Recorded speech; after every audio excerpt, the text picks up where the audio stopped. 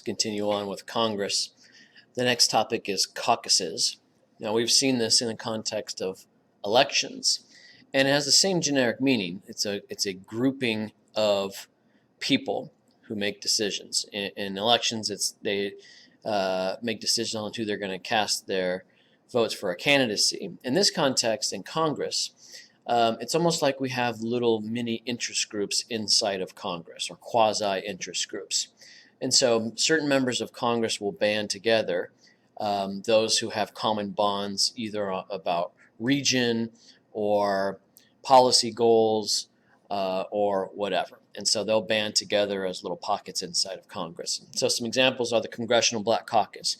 You have African American leaders in Congress who will band together, seek a common interest, pursue civil rights bills and things that that black constituents would be seeking. The Tea Party, the conservative wing of the Republican Party. So you have Tea Party backed representatives in Congress who will pursue conservative Tea Party goals. Blue Dog Democrats are another group.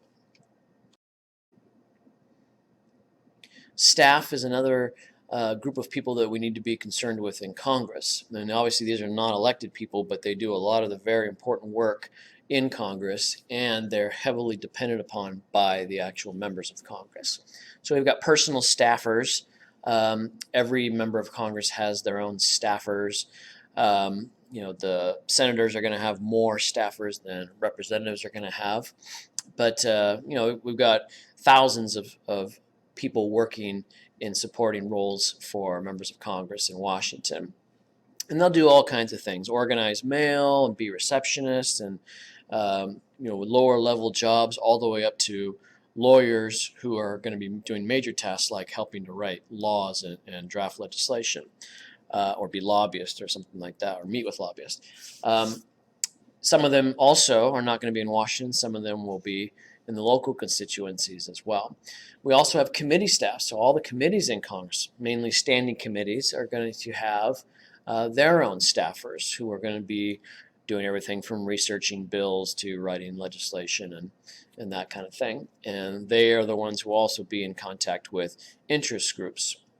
And there's something called the Iron Triangle that where we see members of Congress through their committees and their staffers meeting with members of interest groups and also members of the bureaucracy. And that's kind of the system through which legislation is going to be drafted and compromises are made and how policy is made.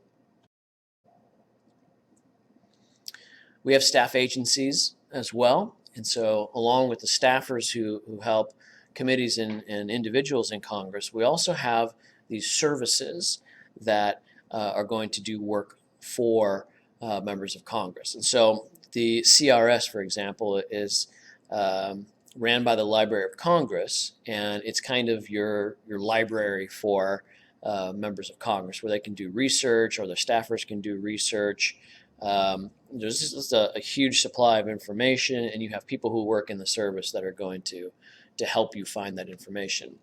We have the Government Accountability Office, or the GAO, as it's commonly referred to as, and that's another 3,200 employees that are going to help Congress with overseeing the executive branch's actions. So essentially what they're going to do is look at legal matters, give legal counsel to Congress, settle any kind of claims against Congress. They're more or less the legal team of the Congress, and also is going to help them with the checks and balances and the oversight over the bureaucracy and the rest of the executive branch. The CBO, or the Congressional Budget Office, is the budget team that works for the Congress. Now remember, the President is going to have his own team, which is the Office of Management and Budget.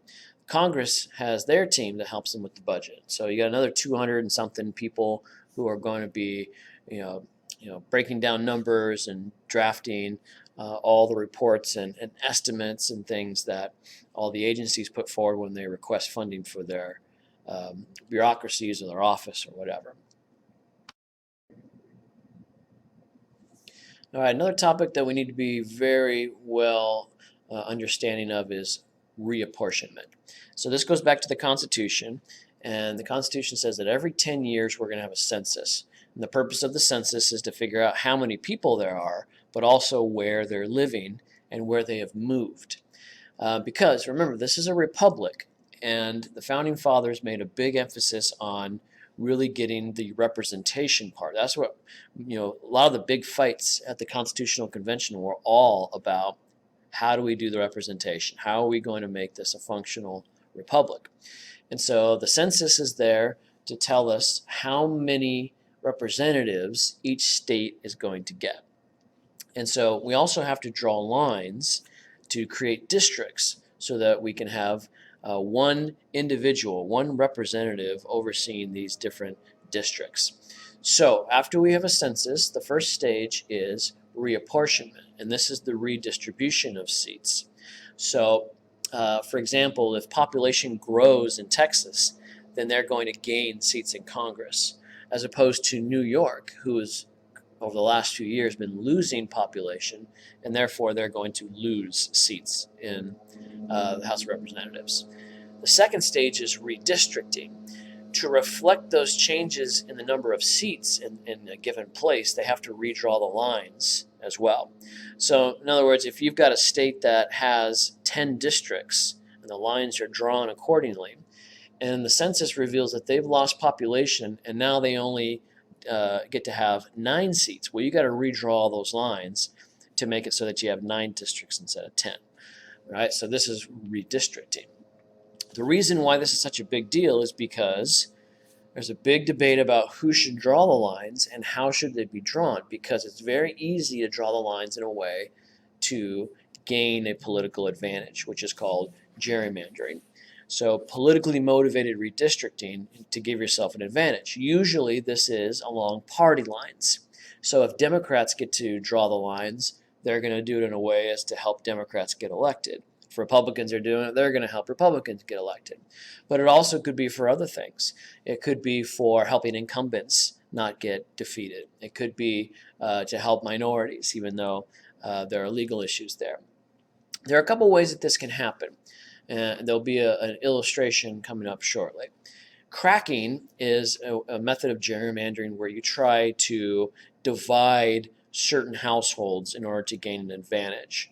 So let's say Republicans are drawing the lines. They want to split Democratic households over 2 districts so that you would have the majority in both of those districts. Packing is another method where you try to pack your own supporting households into one district so that you can win that district. There have been lots of legal challenges and rules that have been implemented mainly by the courts. The big one was Baker versus Carr in 1962. It didn't do a whole lot because we still have gerrymandering today. It basically outlawed gerrymandering, but it didn't go too far in helping us determine whether gerrymandering is taking place. Who's to say when it's politically motivated or not? It's not a terribly black and white situation. And so it still goes on today, even with some of the basic legal restrictions that we have on redistricting. So let's take a look at this example. So we have red households, which are Republican households, blue households, which are Democratic voting households. So we've got let's say 30,000 people in the region. We need to make 2 districts. Now, in reality, the numbers will be much higher than that, but we'll just take this for an example. If we did a legal redistricting, we could draw a straight line right down the middle. It'd be equal on both sides. It would be totally indiscriminate as well. If you did that, and then you count up these dots, you would see that the one on the left is going to be Republican controlled, and then the second district that you create on the right would be also Republican controlled. Now, the question is, if Democrats had their way and they were able to draw the lines, would there be a way that they could draw the line so that they could at least salvage one of those districts? Because if you do it in a straight line, Republicans win both. So is there a way we can at least get one Democratic district? So now we see the methods employed. The box on the left employs a cracking method. So you can see that the lines are drawn. Now again, we have to imagine that Democrats are drawing the line. They're the ones gerrymandering. So that what they can do is crack the Republican households in half. And yes, Republicans will still win one of the districts, but at least you salvage one of the districts for yourself. So you can see that the vast majority on the box on the left, the majority of the Democratic households are in one of the districts. But more so, what happened is you diluted the Republican households, split them in half. That's cracking. In the second model on the right, we have packing methodology taking place. So in this case, it's kind of like a lasso. If you're a Democratic redistricting team, you are going to lasso or pack all of the Democratic households into one district so that you can win that district. And yeah, the Republicans will win the other one, but at least you're salvaging one of the districts. Okay, now I mentioned briefly some of the rules that we have in place. Some of the redistricting rules say that we can't have big peninsulas or you can't have big coves in the district. So you look at the one on the left, on the far left of the lines there, you can see that there's a peninsula and a cove. Technically, that would be unconstitutional. But it happens all the time. These are what we call compactness rules. You also have some rules about making sure that there's equal populations. There's also some outline of racially motivated gerrymandering, which we'll see in a second. All right, now the big one, how a bill becomes a law. So this comes straight out of the Constitution. And each chamber of Congress has also instituted some of their own rules about how things operate within their chamber. But by and large, the structure here is the constitutionally prescribed method for how a bill becomes a law. So stage one, anyone, a citizen, the president, somebody in Congress, just about anybody can propose a bill. And a bill is basically a would-be law. It's an idea for a law. But before it can even start into the system, it has to be sponsored by somebody in Congress. And that means nothing more than somebody in Congress is going to introduce that bill as an idea for a law and make it official.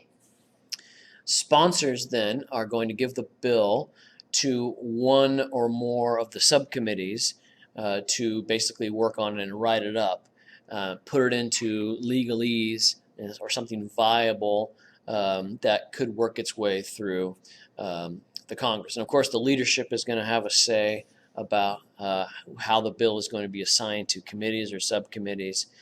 And most of the time, bills are killed pretty early. They're going to suggest that they're not politically viable, or that it's too difficult at that moment, or that it's just a bad idea or whatever. And so a lot of bills will not even get past the committee stage. Then the bill moves on to the Rules Committee in the House. And remember, the Rules Committee does lots of things, but more or less schedules it for floor debate. Remember, the House is much more structured, and so they are going to schedule in the Rules Committee how long that bill can be debated, how long it's going to be on the floor, and then it's over. As opposed to the majority leaders in the Senate, who are going to say, all right, we'll take it to the floor and we'll debate it until we get a vote for cloture. And again, you can wind up with filibusters and long debates that can go on forever because the Senate is far less structured than the House is. But either way, the leadership is going to schedule a floor debate, and people will get up and start making speeches, and then they'll ask for amendments and changes until everybody's happy. And then depending on the chamber, if in the House the Rules Committee said a certain duration of time, once that has come and gone, then a vote is taken. In the Senate, once you get a cloture vote to end debate, then a vote is taken there. Now, here's where it can get icky. If the bill fails in any one of the two chambers, it goes back to the committees to be worked on. And if it fails miserably, then it's probably finished. However, if they missed it by 1 or 2 votes or something that can be adjusted to where they can get it passed, it goes back to committee. They'll add amendments, take things out, change the numbers, change the language to make those handful of voters happy so that they will vote for it the next time around. but it does have to go back to the committees to be worked on. Then it has to be scheduled for debate again. You got to go through the whole process. If it passes, it goes to the other chamber of Congress. Now here's where it really can get troublesome. This process can be repeated on the other chamber as well. So let's say you pass version A of the bill through chamber 1, then it goes to the other chamber of Congress and their committees get a hold of it and change the whole thing. And then they successfully pass it, but you got a version B of the bill. The Constitution requires that both chambers of Congress pass the same version of the bill. But if you wind up with these different versions, then it goes to a conference committee. At least it's supposed to. Sometimes they can do this in the backroom deal and something like that. But on the surface, we would go through a conference committee. They would hammer out a compromise bill, a version C of the bill, if you will. Then it goes back to their chambers. But remember what can happen. It can go through committees again. We can wind up with a version E, F, G. I mean, it can really go on forever. And this is why a lot of bills die in the committee stage. Maybe they do make it to the floor, but they constantly being cycled back and forth to committees again, where things can change, and it makes it harder for both chambers to pass the same version of the bill. So, if you can finally get to the point where both chambers of Congress pass the same version of the bill, then it goes to the president. The president can, of course, sign the bill into law. He can veto it, and what usually means killing it. However, Congress can override with 2/3 of a vote in both chambers. But also remember that the president can veto the bill and make suggestions or give reasons why he did veto it. You could theoretically see the bill go back to Congress again, be redrafted, and then sent to the president again, and he will sign it. That can happen. There's also a weird pocket veto, which means if the president gets a bill and stalls until Congress adjourns, then the bill dies. So for this reason, you don't see Congress sending bills to the president in the last few days of a session of Congress, because if he doesn't like it, he can just do nothing, and that destroys the bill.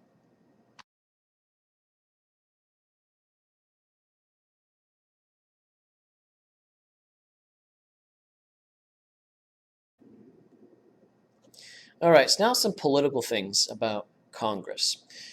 So one of the big questions from the beginning of the Union was, how do we make this representation thing work, and how do we make it so that these people are true representatives of the people?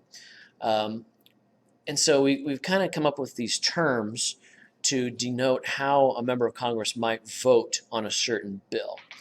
So, for example, some say that the mentality of a member of Congress should be that of being a trustee, which is to say that that the voters have entrusted democracy to them. The voters themselves, if they had the time, if they had the know-how, they would do the government themselves, but they can't, and so they've entrusted their vote to a representatives. So therefore, if you've been trusted with something, you use your best judgment as to how to proceed on that issue. And so this means that you don't necessarily even really consider what your constituents would have done. They basically have detached themselves from the question and have entrusted you to do what you think is best. Now, there may be repercussions. You may get voted out for the decision you make as a trustee, but that's the mentality. Others say that you, as a representative in Congress or the Senate, you are a delegate, which means you are standing in place of the constituents. This is a democracy. It's the rule by the people, and so they don't have the time to go down to Congress and vote on a bill, so you are simply standing in for them. So you should do exactly what they would want you to do. So, and again, that's easier said than done, because you've got thousands of constituents. Some will say yes to a question, some will say no to a question. You can look at the public opinion polls and do what most people would want you to do. But it's not always so cut and dry. But the idea is, you represent a district or a state, you better do what they want, because that's what you're there for, to be a delegate. And then still others say none of that really matters. It's all kind of just gibberish. In reality, members of Congress are politicos. And that means they follow their ideology and basically go with the party on all issues. Because human nature suggests that as a member of Congress, you're looking out for your own well-being.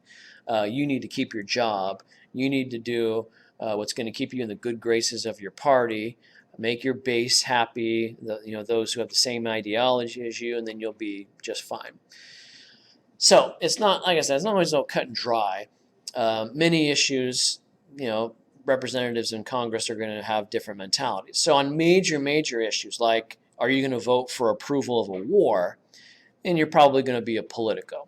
On the big time bills that are very supercharged political bills, you're almost always going to see members of Congress be politicos. They're going to go with the party. And then on smaller things, things that honestly no one really cares about at the national level, you can be a delegate or a trustee and you can listen to your constituents. But I tend to be on the side of members of Congress are politicians. They have a job to keep. They want to get reelected. They're going to do whatever they need to do to A, be good with the party, and B, be good with their constituents. There are other factors. There's lots of deal making that happens in Congress. So for example, there's these funky key terms that we need to know that illustrate some of this. For example, log rolling refers to one member of Congress promising to vote for another member of Congress's bill in exchange for a vote on a later bill. So in other words, you vote for my bill, and then even though you don't care about it, and then down the road when you have a bill that you're passionate about that I don't care about, I'll vote for yours. My vote for your vote. Simple deal. Also, earmarks are pretty fascinating. And it really speaks to a lot of the things that people hate about Congress. A lot of times, members of Congress put their vote on a bill up for sale. And you basically say, I'm not going to vote for this bill unless I can get something for me or get something for my constituents. And so these are amendments to bills, usually unrelated in every way, that are basically bribes. And it gets a member of Congress to vote for that bill if they can get the so-called pork barrel money or bring home the bacon to their constituents. So for example, maybe we get some big health care bill. And the bill is about health care. But you may hold out your vote as a representative or a senator and say, you know what? I need a few $1 million for new highways in my home state. If you hook me up with that, and then in the bill you put a little, turn the page or the corner, that's an earmark. If you put a little page in the bill that says I can get $25 million for new roads, then I'll vote for it. So this obviously politically charges everything, and it drives up the price of a lot of things too. And so that's the nature of deal making in Congress, and being able to go before your constituents and those people that support you and say, look what I did for you. It's casework. And the representatives and senators who can deliver the pork to their people are the ones who have a much better chance of getting reelected. As we know, incumbents have a very high reelection rate.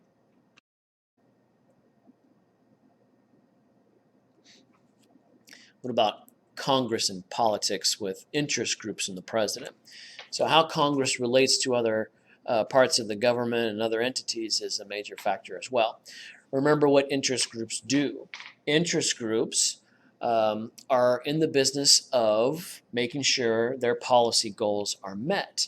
And so they're going to send lobbyists to Washington. In fact, they have their headquarters in Washington already on K Street. And they're going to walk over to Congress, meet with members of Congress or their teams face to face. That's what lobbyists do.